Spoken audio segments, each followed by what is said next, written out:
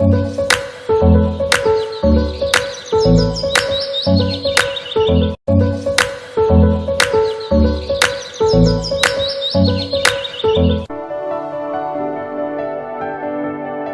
suis née en Égypte d'un père camerounais et d'une mère gabonaise et j'ai eu la chance de pouvoir grandir dans ces deux cultures d'Afrique centrale et grâce à elles, voyager ensuite vers l'Europe et les États-Unis.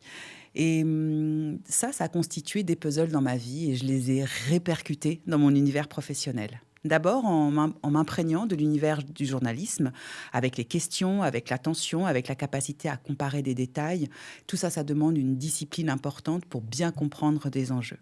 Ensuite, du monde diplomatique, puisque mon père était diplomate, et donc très vite, très tôt, j'ai compris que la parole avait un impact et cette forme de diplomatie dans le verbe amenait une manière de s'interroger sur des enjeux stratégiques, des intérêts d'un pays.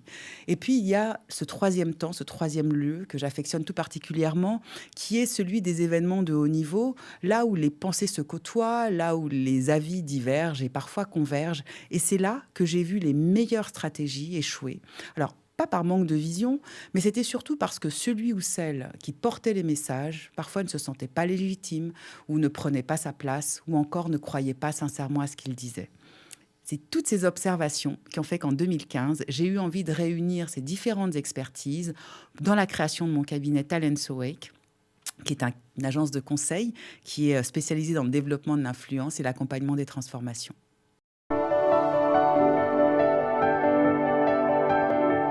Alors, c'est progressivement que j'ai compris que la parole était un vrai levier d'influence. D'abord, je l'ai observé dans des contextes multiculturels. J'ai grandi entre l'Europe, l'Afrique, et puis aujourd'hui, j'œuvre et j'interviens beaucoup au sein des diasporas.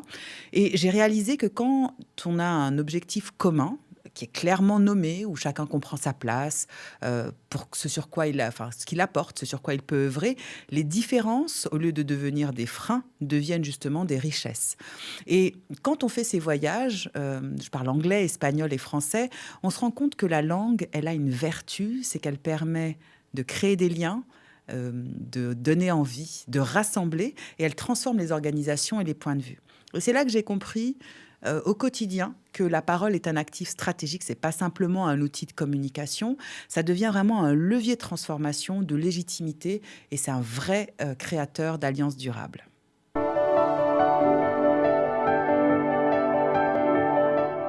Alors, parce que nous vivons dans un contexte qui est très complexe, ce célèbre monde qu'on a appelé VUCA. Des complexités économiques, politiques, culturelles, environnementales, et les acteurs sont de plus en plus nombreux et divers. Et donc, ça oblige à avoir un exercice de fond qui est tout d'abord de structurer le fond, transformer toute cette confusion en clarté. C'est faire en sorte que chacun comprenne quelle est sa place, quel est son rôle, et donc d'avoir une forme de rigueur et également une forme de pédagogie. Le deuxième point, c'est de tenir le cadre. C'est créer un espace où la parole peut circuler sans que le débat ne dégénère, en fait. Et donc, c'est de prendre le temps d'écouter les contextes, les histoires, les rivalités. Et quand on se retrouve dans des contextes dans lesquels, historiquement, des rivalités prévalent, ou des régions sont plus impactantes que d'autres, un cadre bien tenu permet à ces tensions de devenir productives et donc d'être moins destructives. Et créer des alliances, c'est reconnaître que personne ne peut agir seul. Et j'aime beaucoup cette citation de Mandela qui disait « Aucun d'entre nous, en agissant seul, ne peut atteindre le succès ». Et pour moi, c'est le cœur de ce leadership d'alliance que j'utilise aujourd'hui à travers les accompagnements et à travers ces événements pour sensibiliser au fait que pour créer des dialogues, l'idée n'est pas de mettre dos à dos les enfants du continent et ceux de la diaspora, ni d'opposer le secteur privé au secteur public, et encore moins l'Europe à l'Afrique. Mon rôle est celui de faciliter les dialogues, de créer des conditions d'alliance pour que des alliances durables émergent.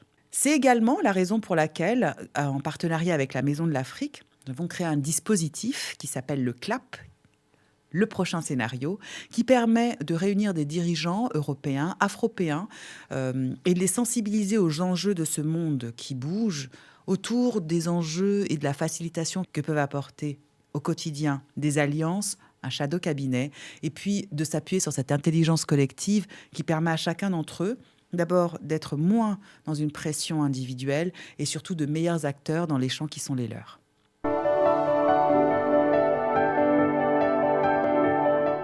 C'est une reconnaissance qui me touche profondément pour plusieurs raisons. D'abord, elle valide une conviction, celle que la parole, quand elle est structurée, quand elle est responsable et quand elle est engagée, c'est un véritable levier de transformation. Et aussi, alors on parie beaucoup sur les femmes en Afrique, hein, vous savez que c'est elles qui, en termes de vivacité, en termes d'engagement sur le tissu et le développement économique, elles jouent un rôle particulier. Et ça fait forcément écho à mon statut de femme, de mère. Très tôt, en élevant mes enfants, j'ai appris une chose essentielle, c'est que plus tôt on apprend à demander de l'aide, plus tôt on associe les autres, plus tôt on implique la communauté, plus vite on grandit et mieux on apprend. Et c'est une manière aussi de pouvoir s'inspirer de ce qu'il y a autour de nous, de dépasser aussi ses limites et de devenir certainement plus pédagogue et peut-être plus forte face aux différents, j'allais dire, défis que la vie nous offre. Et ces apprentissages réguliers, je les ai transformés euh, au service justement de cette jeunesse africaine, à travers le mentorat ou dans mes engagements associatifs pour les accompagnements des femmes victimes de toute forme de violence, en leur apprenant à reprendre confiance en elles, à mieux s'exprimer, et puis finalement à s'engager dans les métiers ou les emplois qui sont ceux qui leur permettraient de rayonner et en tout cas d'exceller dans les talents qui sont les leurs. Et c'est la transmission qui est pour moi aujourd'hui un engagement important. Elle me permet d'abord de passer le flambeau aux générations suivantes. Et puis pour moi, aujourd'hui, ce leadership féminin en Afrique est construit sur cette capacité à transmettre, cette capacité à être pédagogue, cette capacité à encourager. Et en tout cas, c'est ce vers quoi j'œuvre au quotidien.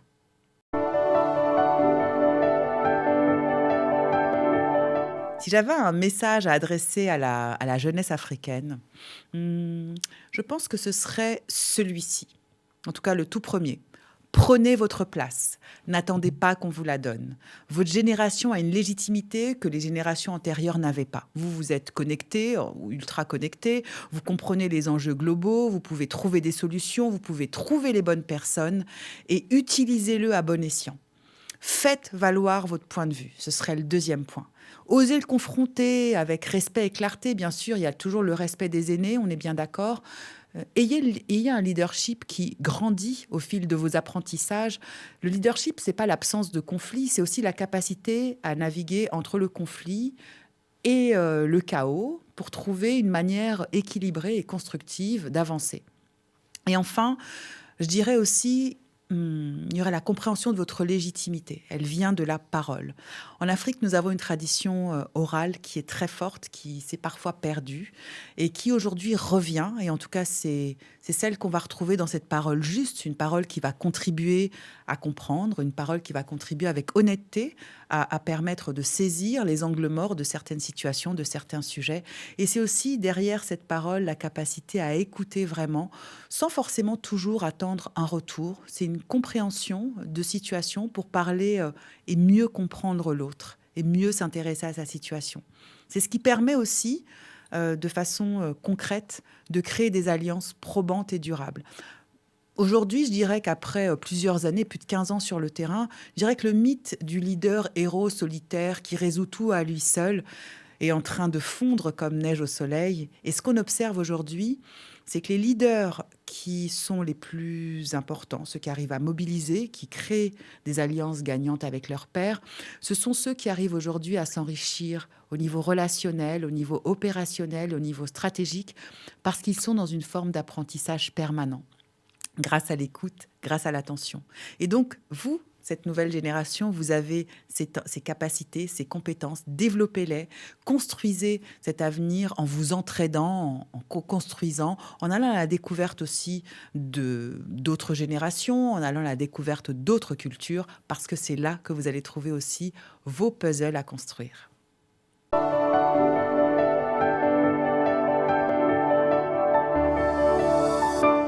C'est une question très intéressante. Moi, je suis convaincue que les années à venir, elles seront décisives pour l'Afrique. D'ailleurs, vous avez remarqué que le monde entier veut aller sur ce continent. On parle de l'Afrique, on devrait dire les Afriques, il y a quand même 54 États.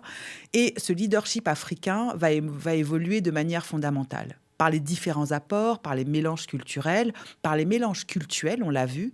Et donc, L'Afrique, en tout cas ce continent, ces 54 pays, qu'ils soient anglophones, francophones ou lusophones, à un moment donné vont commencer à parler d'une voix forte.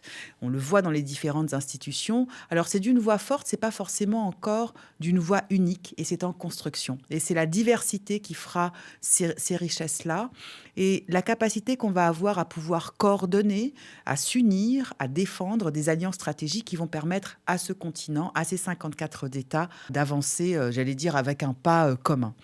On a aussi ces relations Europe-Afrique. Alors, bien sûr, elles se rééquilibrent. On le voit bien depuis un certain nombre d'années.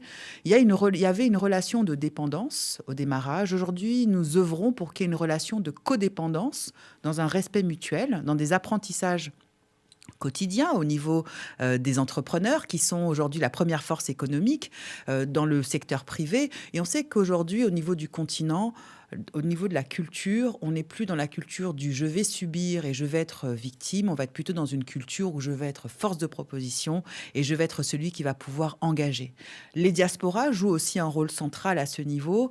Entre l'Afrique et le monde, elles sont des ressources aujourd'hui financières, intellectuelles, elles sont des appuis et elles sont aujourd'hui de très bons partenaires de ceux qui sont en local pour faire avancer le dialogue, construire le développement de ce continent.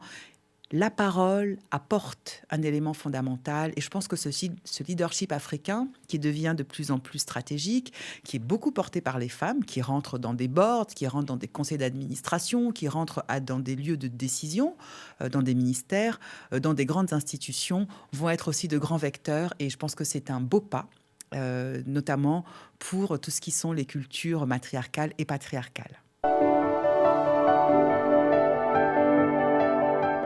Alors, en guise de conclusion, je pourrais vous dire que quand la parole est claire, alignée et responsable, elle devient un espace d'alliance, de décision et de transformation durable.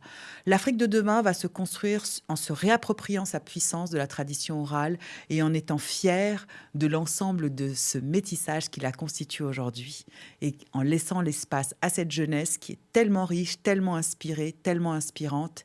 Et nous, en tout cas moi à mon niveau, je lui souhaite le meilleur à venir.